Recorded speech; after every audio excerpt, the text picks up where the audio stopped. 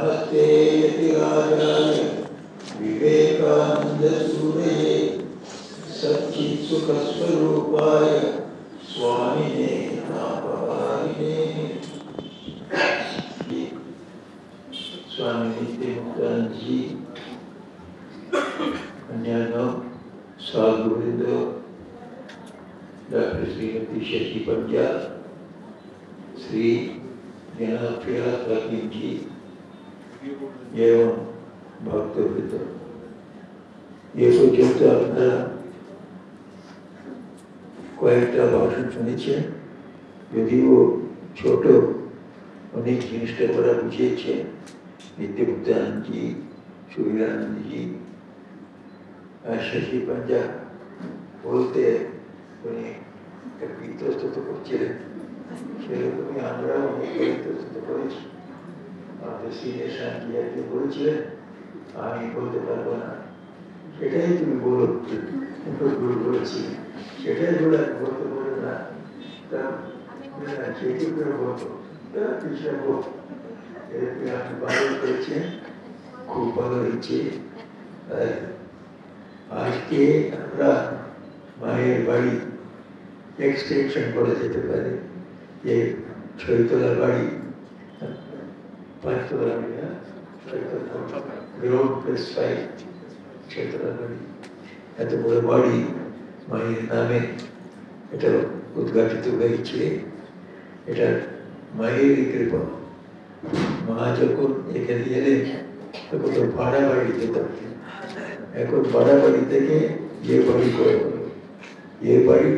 এ বাড়িটা এটা নেই, মেইন বাড়ি আছে, মা যেখানে আছে সে বাড়িটা আমাদের সুবিধানন্দজি আর নিত্যানন্দজি দুজনেও বলেছে।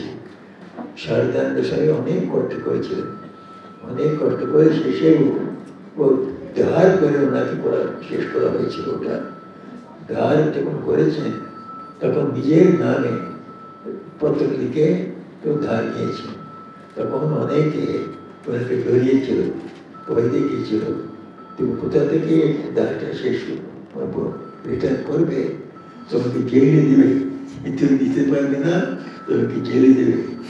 তারপরে শারদানন্দের স্বামী উদ্বোধন পত্রিকায় রামকৃষ্ণ লীলা প্রসঙ্গ লিখতে আরম্ভ করলেন। ওর দ্বারা টাকা এলো, ওর টাকাতে শোধ হয়ে গেল এই দানটা। এটা যারা ডাইরেক্টলি দেখেছে, ও দুজন স্বামী আমি দেখেছি বলে, ওরা আমাদের দেখাতো।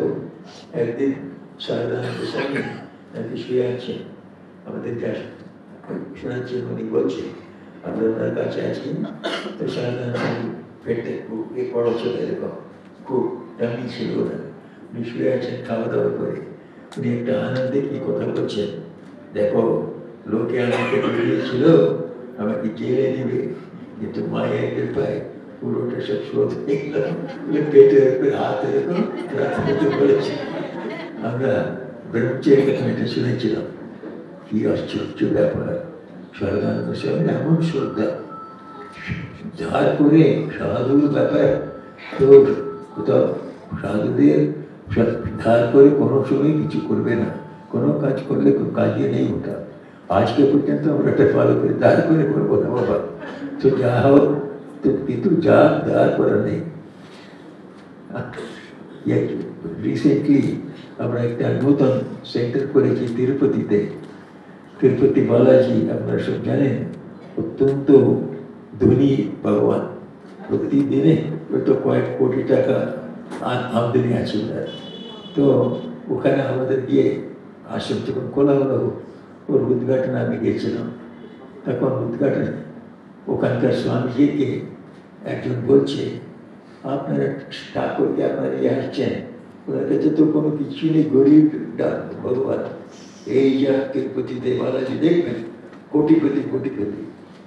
তখন আমাদের মহারাজ ওকে উত্তর দিলেন, হতে পারে বালাজি কোটিপতি হতে পারে, কিন্তু উনি ধার করেছে, সেজন্য এখন ধার পান দিচ্ছেন, আমাদের তো ধার করে